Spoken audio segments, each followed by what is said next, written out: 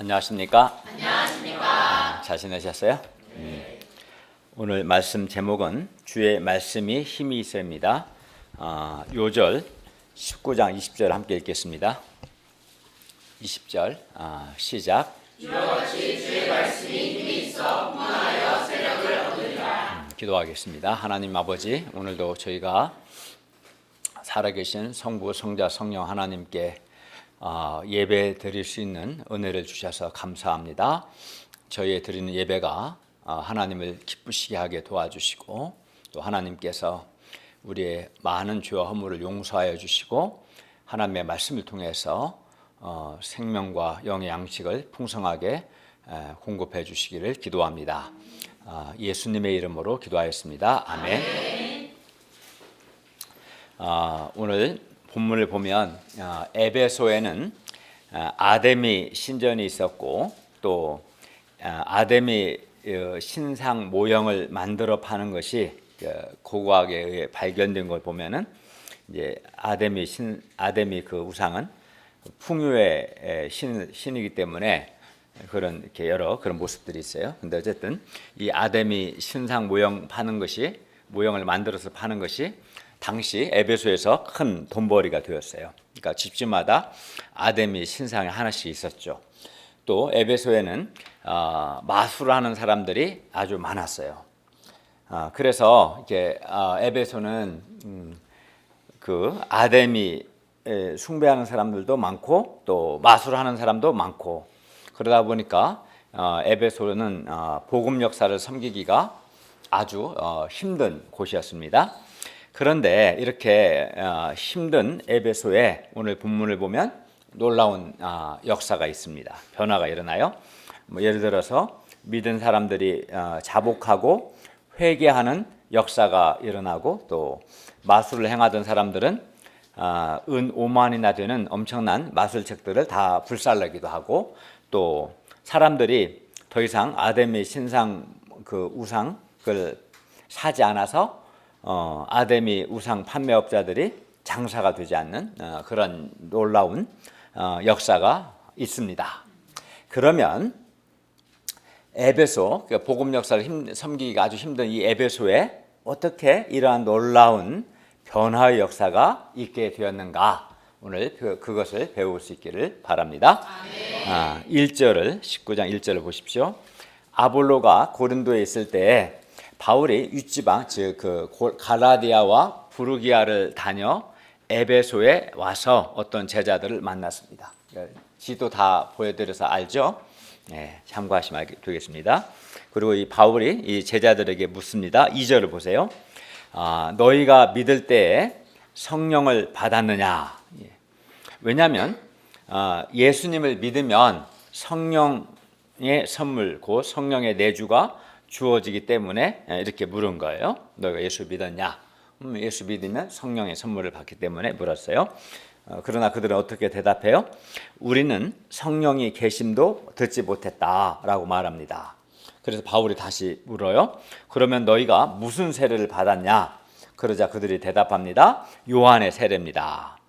그러니까 그러므로 이들은 아직 예수님을, 여기 어떤 제자들은 아직 예수님을 믿지 않은 거죠. 그래서 또 성령의 선물, 즉 성령 세례를 받지 못한 거예요. 이제 그러니까 바울이 이제 그들에게 뭐 하겠어요? 예수님을 전해야겠죠. 4절을 보세요. 요한이 회개의 세례를 베풀며 백성에게 말하되 내 뒤에 오시는 이를 믿으라 하였으니 이는 곧 예수라. 그러니까 바울은 그들에게 예수님을 전해요. 즉 예수님께서 우리 죄를 위해 십자가에서 죽으신 것과, 또 죽으시고 사흘 만에 부활하신 것, 예수님이 승천하신 것, 또 예수님께서 하나님 보좌 우편에 계신 것, 이 예수님께서 우리에게 성령을 파송해 주신 것 등 이제 예수님을 전한 거예요. 그들이 아직 예수님을 믿지 않았기 때문에 어떻게 됐을까요? 5절에서 7절을 보십시오. 그들이 바울이 전하는 메시지를 듣고 주 예수를 믿었어요. 그리고 주 예수의 이름으로 세례를 받은 거죠. 과거에는 요한의 세례만 받은, 이제는 예수님에 관한 복음을 듣고 예수님을 믿고 예수님의 이름으로 세례를 받았어요. 바울이 그들에게 안수함에 성령께서 그들에게 임하셨어요. 그래서 방언도 하고 예언도 하고 했어요. 한 12명 정도가 그렇게 했습니다. 그러니까 그들이 예수님 믿고 이제 성령을 받은 거죠. 그러니까 처음 2절에서 너희가 믿을 때 성령을 받았느냐 이 말씀이 이제 이루어진 거지. 바울이 예수님을 전했고 그들이 예수님을 믿고 예수님의 이름으로 세례를 받자 성령을 받은 거예요. 이 12명은 이제 바울이 에베소 역사를 섬길 때 바울의 동역자들로 귀하게 아마 쓰임 받았을 겁니다. 19장 8절을 보세요. 바울이 회당에 들어가 석 달 동안 담대히 하나님 나라에 관하여 강론하며 권면했습니다. 여기서 우리 강론하고 권면한 것은 강의실에서 강의하듯이 주의 말씀을 논리적으로 설명하고 또 토론도 하고 설득하고 납득시키고 확신시키는 것을 의미합니다. 그러니까 하나님 나라에 대해서 강론하고 권면했어요. 그러니까 우리가 하고 있는 성경 공부가 바로 바울이 했던 강론하고 권면하는 것 같아요. 우리가 그렇게 하잖아요. 성경을 논리적으로 설득력 있게 설명하고 가르치고 그거 하잖아요. 그런 식으로 한 거예요, 바울이. 그리고 바울이 이렇게 강론하고 권면한 주제는 하나님 나라에 관한 거예요. 뭐 부동산이나 돈 많이 버는 법, 세상에 출세하는 법 그런 거 한 거 아니고 하나님 나라에 대해서 했어요.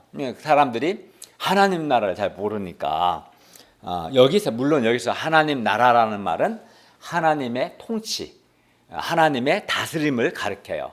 하나님이 통치하시고 하나님 다스리시는 것에 대해서 말했어요.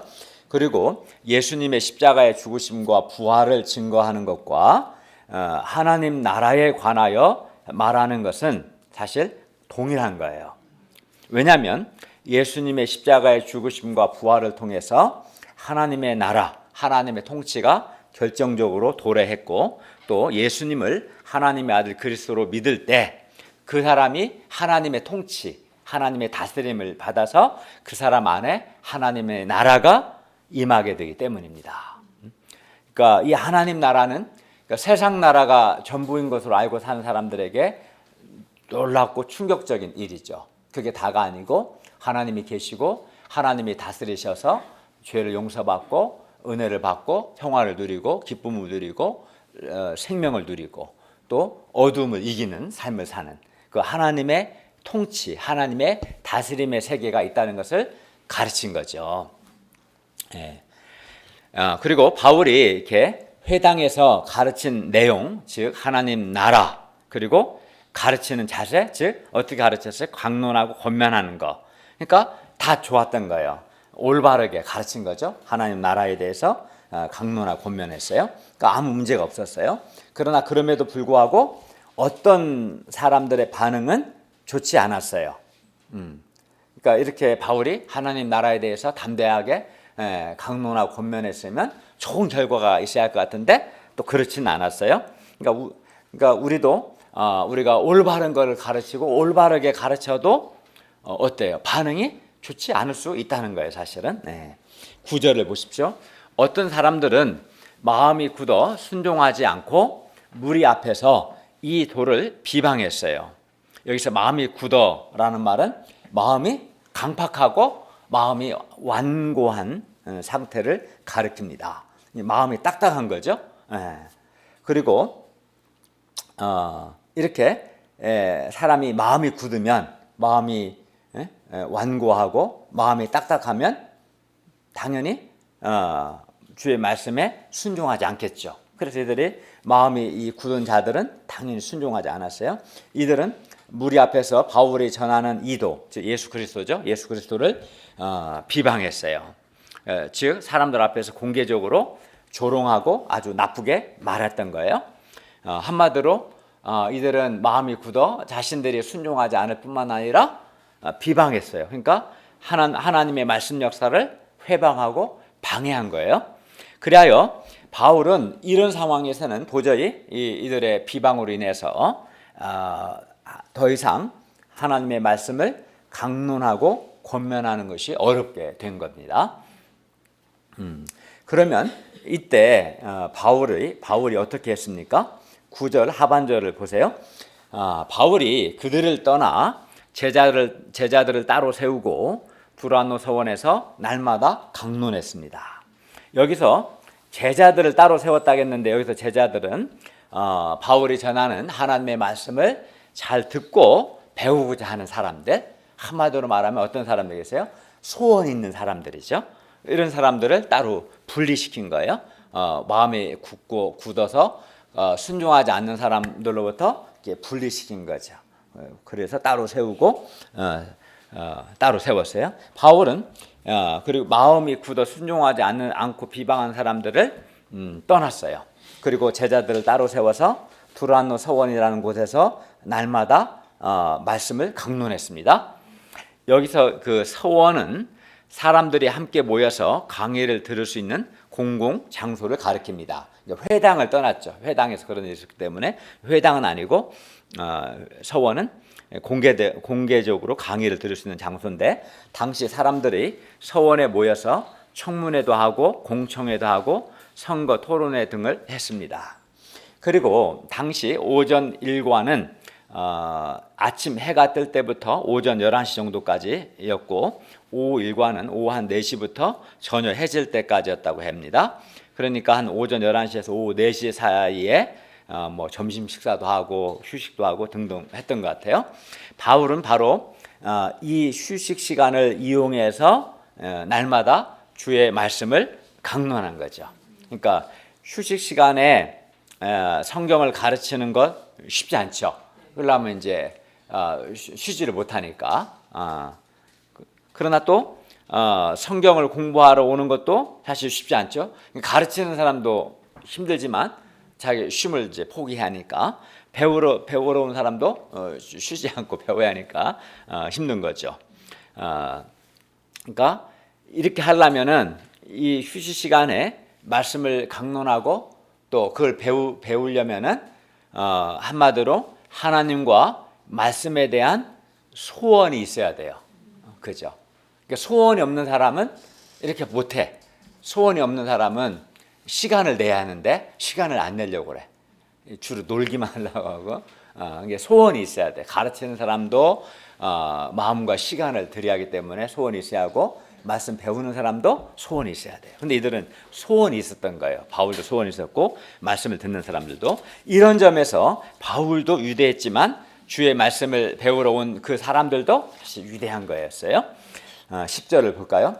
바울은 2해 동안 이같이 했어요. 그러니까 2년 동안을 이렇게 꾸준히 한 거예요. 대단한 거죠. 2년 동안 두란노 서원에서 거의 날마다 성경을 강론했습니다. 그렇게 하니까 그 결과 아시아에 사는 자는 유대인이나 헬라인이나 다 주의 말씀을 들었습니다. 여기서 아시아는 에베소를 중심으로 한 그 주변 지역을 말하는데 거기를 이제 루커스 계곡이라고 불러요. 이곳을 중심으로 우리 요한계시록에서 배운 것처럼 골로새, 히아라볼리, 라오디게아 교회들이 세워졌고 좀 더 넓게는 서마나, 버가모, 두아디라, 사데, 빌라델비아 교회들이 세워졌어요. 여기가 이제 아시아, 에베소를 중심으로 해서 이상을 통해 우리가 어떻게 말씀 역사를 섬겨야 하는가를 배울 수 있습니다. 사도 바울이 만약 마음이 굳어 순종하지 않고 비방하는 사람들을 떠나지 않았다면 어떻게 됐을까요? 회당에서 어떤 사람들은 마음이 굳어 순종하지 않고 말씀 역사를 비방했어요.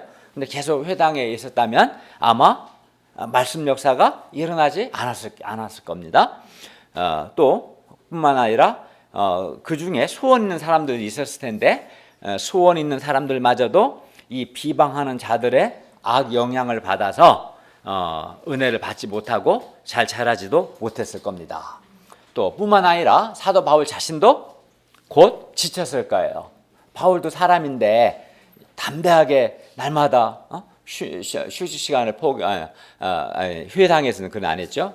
그 바울이 회당에서 담대하게 하나님의 말씀을 강론했는데 사람들이 은혜는 안 받고 막 비방하고 거스르면 바울 입장에서 사람이 지쳐요, 안 지쳐요? 지치죠. 지쳤을 겁니다. 그러니까 마음이 굳어 순종하지 않는 사람들에게 주의 말씀을 강론하면 말씀 역사도 일어나지 않고 또 말씀 전하는 사람도 이제 지치는 거예요. 안 좋은 거죠. 또 다른 사람한테 악영향을 끼치고, 그리고 이렇게 말씀 역사를 비방하면 말씀 역사에 대해서 실패감이나 부정적인 생각이 들고 말씀 역사, 말씀을 가르치는 것에 대해서 회의와 불신을 할 수도 있어요. 말씀 가르치는 사람이. 왜냐하면 말씀을 강론해도 사람들이 은혜를 받고 변화돼야 하는데 뭐 하나도 안 그러고 거스르고 비방하고 하면 말씀 가르치는 게 무슨 의미가 있을까? 그런 뭐 부정적인 생각이나 말씀 역사 자체에 대해서 회의와 불신이 생길 수 있겠어요, 없겠어요? 있죠. 너무 확신 있게 말합니다. 그런 경험들이 있으니까 확신 있게. 그렇죠. 우리가 정직해야 하니까. 그러나 생각해봐요. 그러나 사실은 말씀 자체가 문제가 있는 건 아니죠. 사실은 말씀 자체가, 바울이 로마서에서 말한 것처럼 하나님의 말씀은 모든 믿는 자에게 구원을 주신 하나님의 능력이니까 말씀 자체가, 그러니까 그 자꾸 비방하는 사람들을 보다 보면 우리도 이제 사람이니까 지치고 말씀 역사에 대해서 좀 부정적인 생각과 회의가 들 수는 있지만, 그런 엄밀히 보면 말씀 자체가 문제가 있는 건 아니고 마음이 굳어서 순종하지 않는 것이 사실은 문제인 거죠. 그 사람이 말씀을 듣고자 하지 않고 말씀 앞에서 교만하고 마음이 완고하고 딱딱하고 순종하지 않으니까 말씀 역사가 일어나지 않은 거지. 그게 문제였던 거죠. 엄밀히 보면. 바울이 마음이 굳어 순종하지 않고 비방하는 자들을 떠나서 제자들, 곧 말씀을 듣고 배우고자 하는 이 소원 있는 사람들을 따로 세우고 그들에게 말씀을 강론했을 때, 그때는 사실 이제 두란 서원에서 그렇게 했을 때 말씀 역사가 크게 있었어요. 말씀 역사가 있다는 것은 말씀을 듣고 사람들이 은혜를 받고 구원을 받고 변화되는 그런 역사들이 있었다는 걸 의미하죠. 예를 들어서 제자들이 은혜를 받고 말씀 이제 그런 거스르고 비방하는 자들을 떠나서 소원 있는 사람들을 중심으로 따로 세워서 날마다 말씀을 강론하니까 말씀을 듣는 제자들이 말씀의 은혜를 받게 된 거야. 말씀을 통해서 생명을 얻고 빛을 얻고 마음의 평화를 누리고 기쁨을 얻게 되고, 그러니까 이 사람들이 이제 또 나가서 자기가 들었던 말씀을 또 사람들에게 또 전하는 거고, 또 아니면 전하기도 하고 다른 사람들 너도 와서 말씀 들어보라고 두란노 서원으로 사람들을 데려오기도 하고, 뭐 그런 역사가 있었어요. 그러다 그렇게 해서 결과적으로 아시아에 사는 자는 유대인이나 헬라인이나 결과적으로 다 상당히 많은 사람들이 주의 말씀을 듣고 소아시아 지역에 많은 교회들이 세워지게 되었어요. 그러니까 직접 바울에게 와서 말씀을 듣기도 하고 바울에게 말씀을 듣고 은혜 받은 사람들을 통해서 또 주의 말씀을 듣기도 하고, 여러 방식으로. 그래서 많은 사람들이 말씀을 듣고 말씀을 들은 사람들이 예수를 믿고 변화되고 이들을 중심으로 교회가 세워지게 됐어요. 17절과 18절을 보면 에베소에 사는 많은 사람들이 주 예수의 이름을 높이고 자복하고 회개하는 역사가 있었습니다. 심지어 마술을 행하던 많은 사람들이 회개하고 은 5만이나 되는 엄청난 분량의 마술책을 불사르는 그런 역사도 있었어요. 이렇게 소원 있는 사람들에게 주의 말씀을 강론을 하면 말씀 역사가 일어나게 된 거죠. 일어나고 또 말씀의 역사가 일어나니까 말씀 가르치는 사람은, 또 말씀 듣는 사람도 그렇지만 말씀 역사에 대해서 확신을 가질 수 있는 거죠. 그렇죠. 왜냐하면 말씀을 듣고 사람들이 은혜를 받고 구원받고 변화되는 역사를 보면 말씀을 듣는 사람이나 말씀 가르치는 사람이나 말씀에 대한 확신이, 말씀의 능력에 대한 확신이 생기죠. 하나님의 말씀이 정말 사람을 구원하고 변화시키는 능력이 있구나. 그런 이제 확신이 생기는 것이죠. 그러므로 어떻게 하겠어요? 그러므로 우리도 먼저는 사실 우리가 말씀을 배울 때 어떻게 해야 돼요? 우리 자신이 소원을 가지고 말씀을 배워야 합니다. 소원이 없이 그 회당의 어떤 사람들처럼 소원이 없이 굳은 마음과 불순종하는 마음으로 말씀을 들으면, 말씀 공부하면 아무리 많이 해도 본인도 말씀의 은혜를 받지 못하고 또 결과적으로 하나님의 말씀 역사도 방해하게 되는 거예요. 그러니까 말씀의 역사가 일어나지 않는 것은 왜 그럴까요? 소원을 가지고 말씀을 들어야 하는데 마음이 굳어 순종하지 않는 마음으로 말씀을 들으니까 본인도 은혜를 못 받고 결과적으로 다른 사람한테도 악영향을 끼치고 말씀 역사를 방해하는 사람이 되어버리는 거예요. 그렇기 때문에 우리가 말씀의 역사를 체험하려면 어떻게 합니까? 소원을 가지고 말씀을 듣고 배우는 것이 아주 중요해요. 성경 공부할 때나 이렇게 주일 예배 드릴 때는 다 마찬가지입니다. 다음으로 소원 있는 사람들을 따로 세워서 주의 말씀을 강론해야 합니다. 바울처럼. 그래야 하면 반드시 이렇게 소원 있는 사람들을 따로 세우고 또 소원 있는 사람들이 말씀을 집중해서 듣고 배우면 반드시 말씀의 역사가 있을 것입니다. 12절을 보십시오. 바울이 제자들을 따로 세워서 주의 말씀을 날마다 강론했을 때 하나님이 바울의 손으로 놀라운 능력을 행하게 하셨어요. 그래서 심지어 사람들이 바울의 몸에서 손수건이나 앞치마를 가져다가 병든 사람에게 얹으면 그 병이 떠나고 악귀도 악한 귀신도 나갔어요. 놀라운 거죠. 바울의 몸에서 손수건이나 앞치마 가져다가 얹었는데 뭐 병이 떠나고 악귀가 나갔으니까 여기서 손수건과 앞치마는 천막을 만들 때 땀을 닦거나 옷을 보호하는 것이었죠. 그죠? 앞치마하고 이렇게 천막 만들어야 하니까. 이는 뭘 의미해? 이는 하나님께서 주의 말씀을 날마다 강론한 바울을 도와주셨다. 복 주셨다. 그래서 일시적으로 초자연적인 능력을 하나님이 보여주신 거예요. 이를 통해 우리는 하나님께서 이렇게 주의 말씀을 날마다 강론하고 또 소원을 가지고 배우는 것을 매우 기뻐하신다는 것을 알 수가 있는 거죠. 그렇게 하니까 사람들도 은혜를 받고 하나님이 기뻐하셔서 바울을 통해서 놀라운 초자연적인 역사를 이루어주셨어요. 13, 14절을 보십시오. 이에 돌아다니며 마술하는 어떤 유대인들이 시험 삼아서 악귀 들린 자들에게 주 예수의 이름을 불러 말하되 내가 바울이 전파하는 예수를 의지하여 너희에게 명하노라 했어요. 여기서 마술사는 돌아다니면서 돈을 받고 귀신을 쫓아내는 사람 또는 뭐 주술사 이런 사람들을 가리킵니다. 이들 마술하는 어떤 유대인들은 바울의 몸에서 손수건이나 앞치마 가져다가 얹으면 악귀가 나가는 것을 보고 그거 보고 이제 근데 자신들은 예수님을 믿지는 않으면서 자신들도 이제 바울처럼 예수님의 이름으로 귀신을 쫓아내고는 그런 능력은 행하고 싶었던 거예요. 그래서 이제 이들 중에 유대 한 제사장 스게아와 7 아들이 있었고 이 일을 행했어요.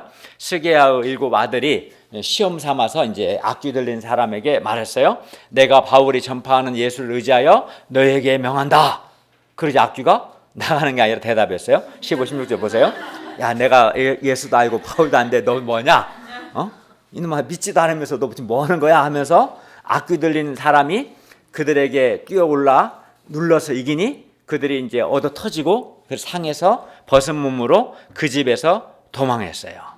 그러니까 귀신을 쫓아내려고 내려는 자들이 도리어 귀신에게 뭐였어요? 봉변을 당한 거예요. 그러니까 이들은 주 예수를 믿지 않고 예수의 이름을 이용하려고 하다가 크게 봉변을 당한 거죠. 이렇게 되면 안 되는 거지. 예수님을 믿어야 하는데 믿지는 않고 예수님의 이름으로 능력만 행하려다가 오히려 크게 당했어요. 우리가 예수님을 믿고 순종할 때 우리가 정말 예수 말씀을 듣고 배우고 예수님을 믿고 순종하면 우리가 예수님의 이름으로 죄의 용서를 받고 또 예수의 이름으로 귀신을 쫓아내고 또 병도 고쳐집니다. 그러나 스게아의 7 아들과 같이 예수님을 믿지 않고 순종하지 않는 자들에게는 말씀의 역사가 일어나지 않습니다. 악귀를 쫓아내려다가 도리어 봉변을 당합니다. 마술하는 유대인들이 예수님을 믿지는 않으면서 예수의 이름을 이용하여 귀신을 쫓아내려다가 악귀에게 크게 봉변당한 이 사건은 당시 많은 사람들에게 큰 충격을 주었습니다. 이 사건을 통해서 사람들은 이 마술하는 자들이 지금 예수님 믿지는 않고 이름만 이용하다가 크게 봉변을 당했잖아요. 이를 통해서 마술하는 자들은 아무것도 아니구나 라는 것을 사람들이 알게 됐어요. 능력을 행해야 하는데 도리어 당하니까. 마술은 허구고 거짓이라는 것이 이 사건을 통해서 명백하게 드러났어요. 그도 그럴 것이 귀신을 쫓아내야 할 마술사들이 도리어 악귀들에게 크게 봉변을 당했기 때문이죠. 그러니까 사람들은 이제 이걸 보고 나서 더 이상 마술하는 자들을 신뢰하거나 의지하지 않게 된 거예요. 이게 참 중요한 의미죠. 그전에는 마술하는 사람들 말 듣고 마술하는 사람들 의지하고 돈 주고 도움을 받고 막 그렇게 했는데 이 사건을 겪고 보니까 이 마술하는 놈은 아무것도 아니라는 것을 알게 됐어요. 잘못 의지했다가 오히려 봉변을 당하겠구나 깨달은 거죠. 반면 바울은 주 예수를 증거했는데 그런 바울의 몸에서 손수건이나 앞치마를 가져다가 병든 사람에게 얹으면 그 병이 떠나고 악귀가 나가는 것을 봤어요. 그리하여 이를 통해 사람들은 주 예수를 두려워하게 되었습니다. 17절을 보세요.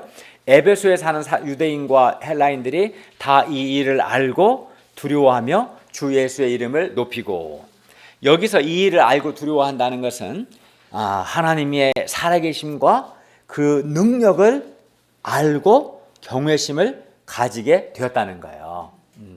그러니까 정말 하나님이 살아계시는구나, 또 하나님께서 바울을 통해서 능력으로 역사하시는구나, 이걸 알게 되고 하나님을 두려워하는 경외심을 갖게 되었어요.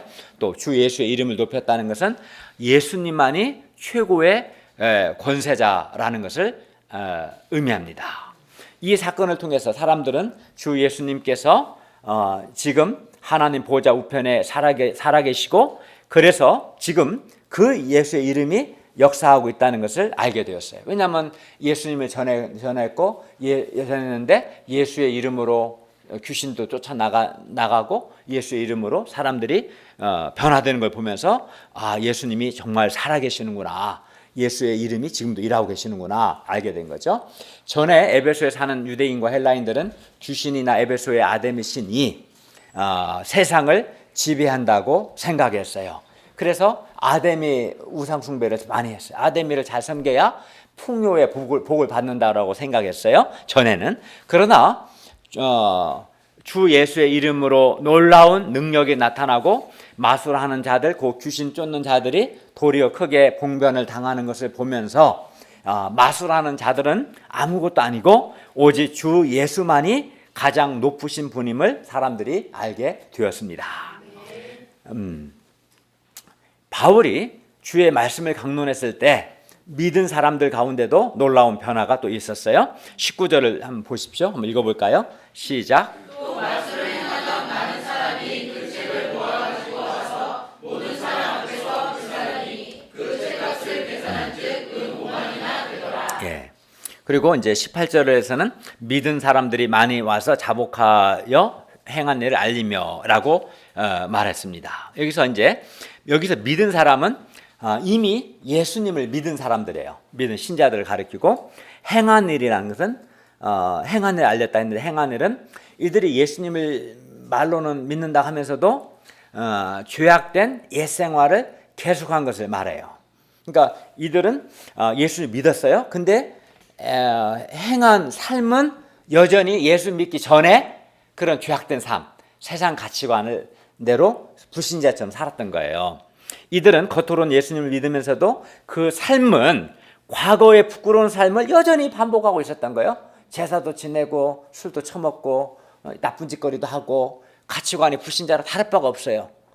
말하기 전에는 이 사람이 예수 믿는 사람인지 모를 정도로 그런 자들이 있었어요. 우리 여전히 오늘날에도 그런 사람들이 있을 수 있죠.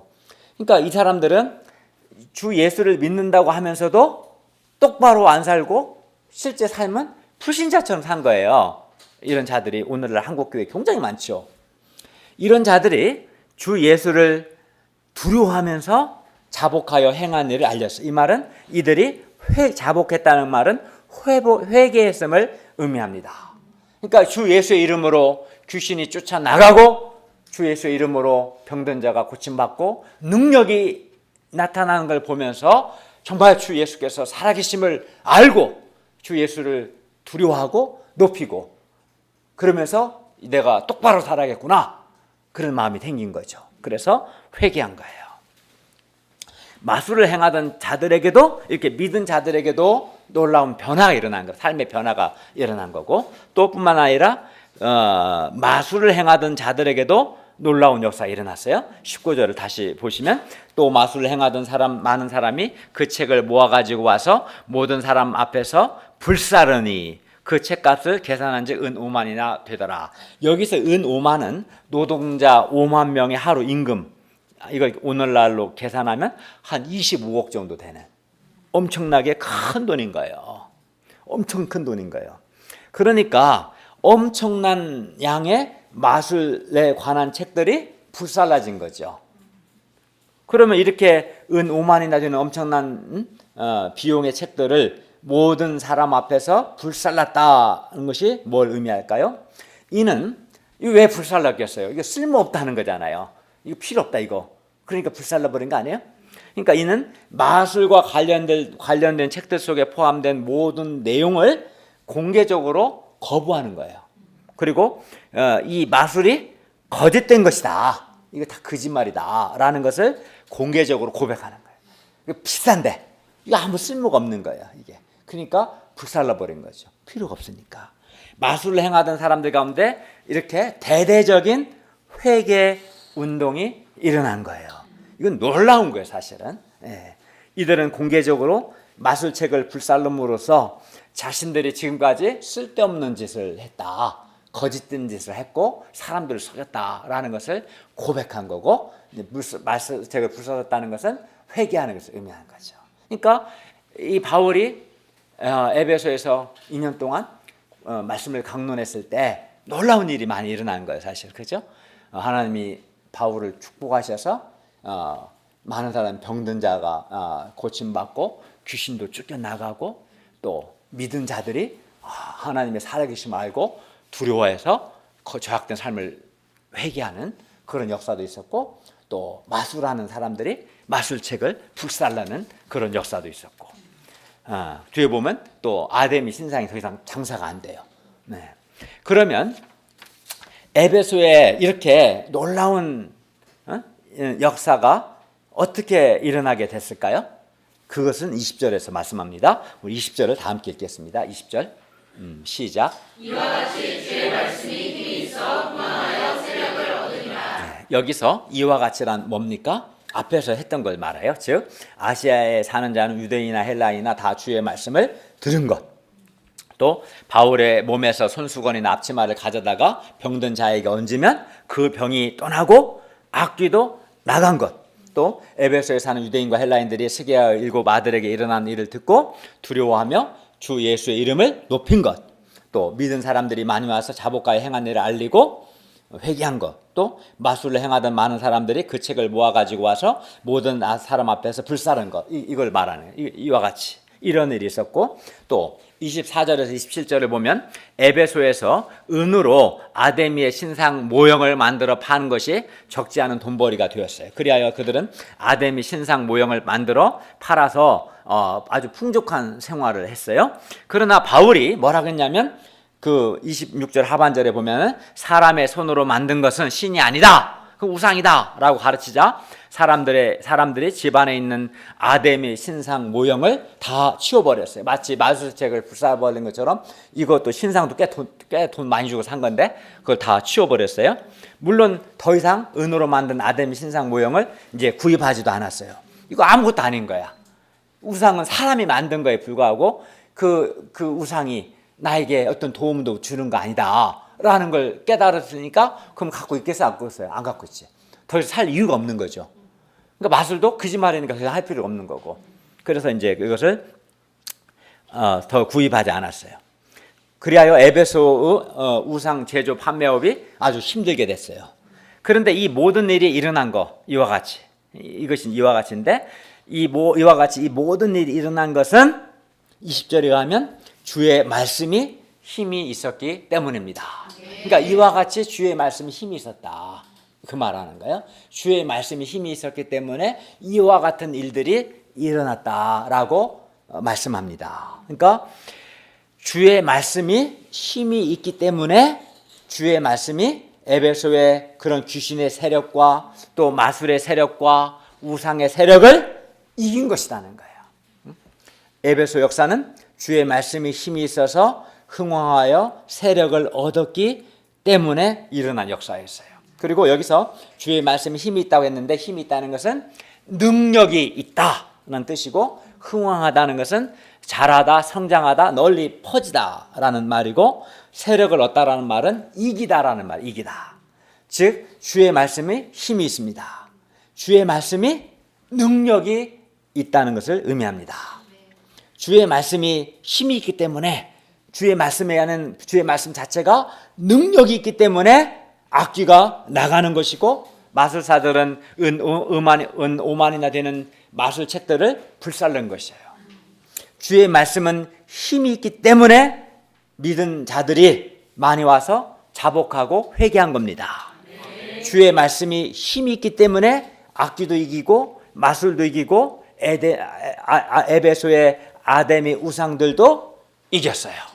만약에 주의 말씀이 힘이 없으면 이걸 이기지 못하겠죠. 오히려 졌죠. 그런데 주의 말씀이 힘이 있기 때문에, 능력이 있기 때문에 사람들도 회개하고 마술도 이기고 우상도 이길 수 있었던 거예요. 이를 통해 우리는 주의 말씀이 힘이 있음을 알 수 있어요. 그리하여 주의 말씀이 힘이 있기 때문에 주의 말씀이 한 사람 한 사람을 구원할 뿐만 아니라 에베소 사회를 변혁시켰습니다. 그러니까 주의 말씀이 힘이 있기 때문에 주의 말씀이 한 사람 한 사람을 구원하고 변화시키고 나아가서 세상을 바꾸는 것입니다.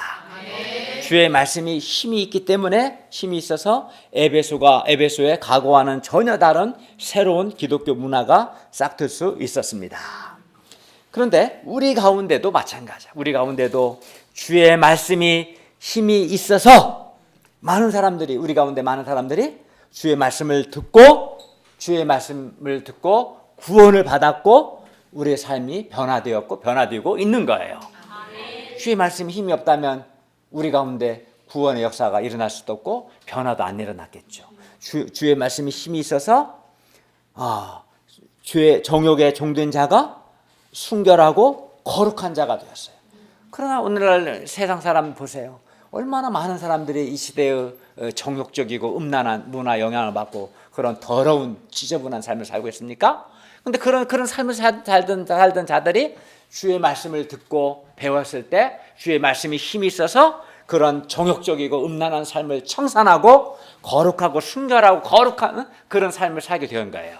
이건 뭘 말합니까? 주의 말씀이 힘이 있다는 거예요.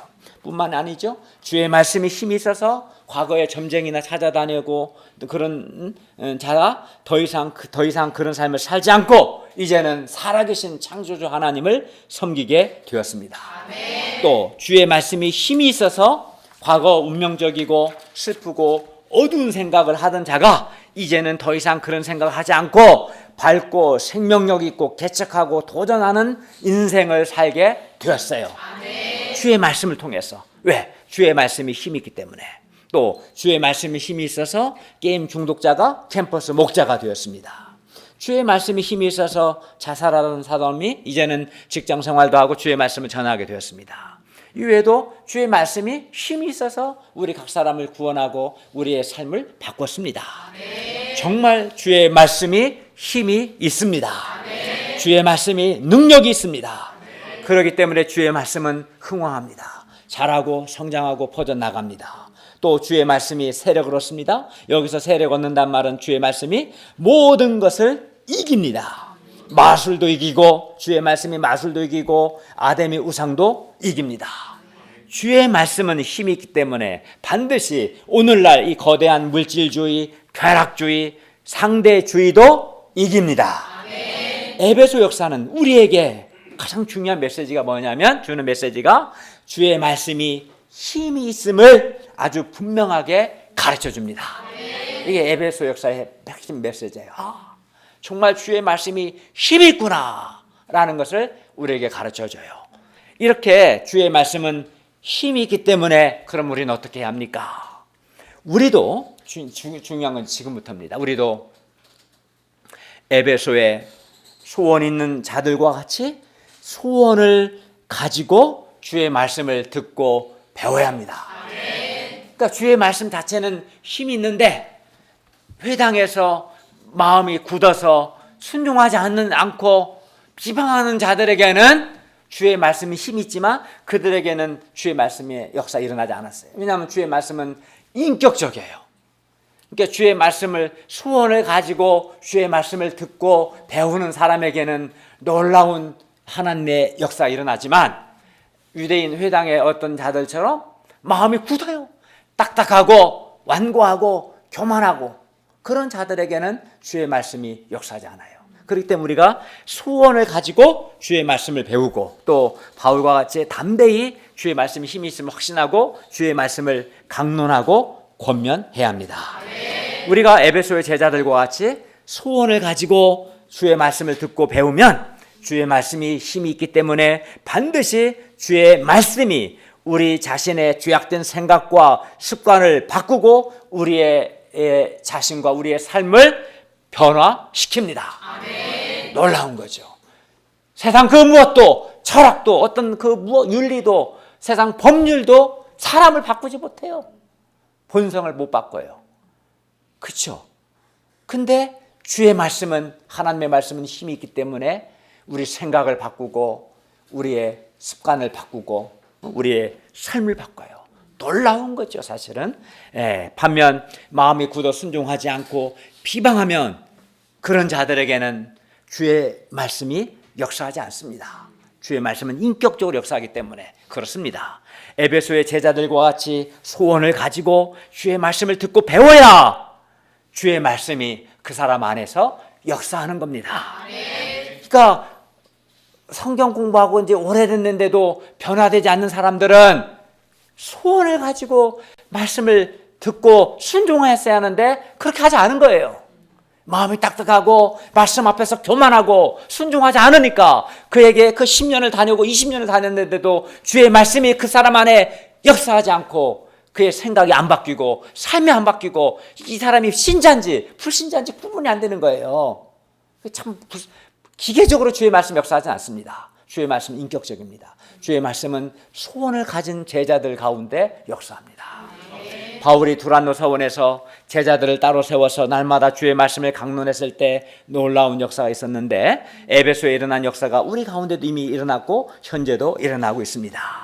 우리가 에베소의 제자들처럼 주의 말씀을 믿고 순종하는 것과 바울처럼 주의 말씀을 강론하는 것을 계속한다면 주의 말씀이 힘이 있기 때문에 앞으로도 계속해서 말씀의 역사가 일어날 것입니다.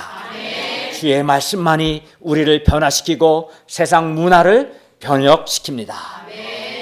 우리가 주의 말씀이 힘이 있음을 믿고 꾸준하게 소원을 가지고 순종하는 마음으로 주의 말씀을 배우고 또 순종하고 주의 말씀을 강론하면 주의 말씀이 반드시 각 사람의 죄악된 생각과 습관을 이기고 또 이 시대의 문화를 이길 것입니다. 여러분, 우리가 주의 말씀이 정말 힘이 있음을 여러분이 분명하게 믿는다면, 그 주의 말씀이 힘이 있음을 정말 믿어요? 그렇다면 주의 말씀을 듣고 배우는 우리 자세나 주의 말씀을 강론하고 가르치는 우리 자세가 분명히 달라질 겁니다. 정말 주의 말씀이, 하나님의 말씀이 힘이 있음을 믿는 사람은 어때요? 주의 말씀 힘이 있음을 믿기 때문에, 확신하기 때문에 소원을 가지고 순종하는 마음으로 말씀을 배우고 순종하려고 하지 않을까요? 그렇게 하겠죠. 뿐만 아니라 정말 주의 말씀이 힘이 있다는 것을 믿으면 사도 바울처럼 담대히 주의 말씀을 가르치고 전하는 삶을 살려고 할 것입니다. 왜냐하면 주의 말씀만이 유일한 희망이고 길이기 때문에 그렇습니다. 여러분, 주의 말씀은 힘이 있기 때문에 주의 말씀을 듣고 배우며 또 강론하고 가르치는 우리의 모든 수고가 결코 헛되지 않습니다.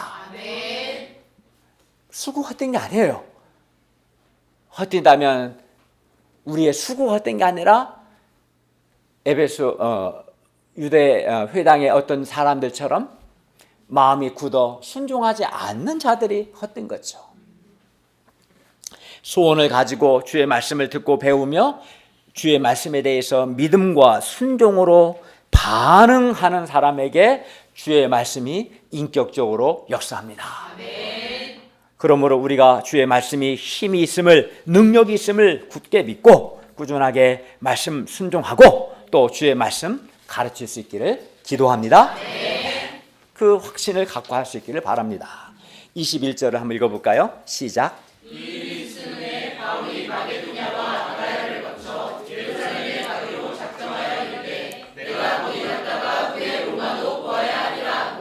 여기서 이 일이 있은 후란 에베소에서 놀라운 말씀 역사를 체험한 후입니다. 바울은 에베소에서 놀라운 말씀 역사를 계기로 로마 선교에 대한 비전이 불탔습니다.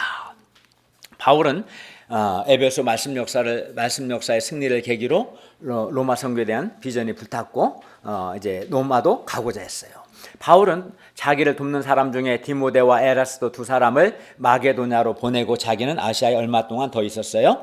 23절과 24절을 보십시오. 그때쯤 이 도로 말미암아, 그러니까 바울이 전한 예수 그리스도의 복음으로 말미암아 적지 않은 소동이 있었습니다.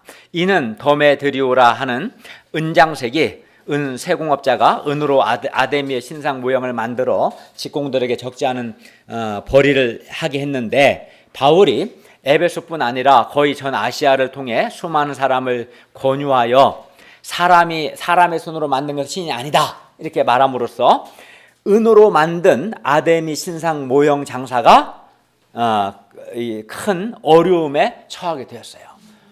사람이 손으로 만든 건 신이 아니죠. 그거 왜 사겠어요? 비싼 돈 주고.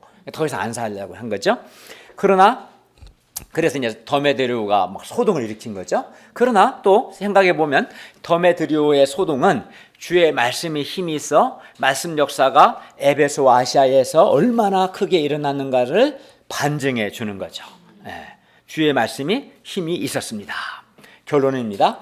에베소의 말씀 역사는 우리에게 뭘 가르쳐 줬어요? 주의 말씀이 힘이 있음을 분명하게 가르쳐 줍니다.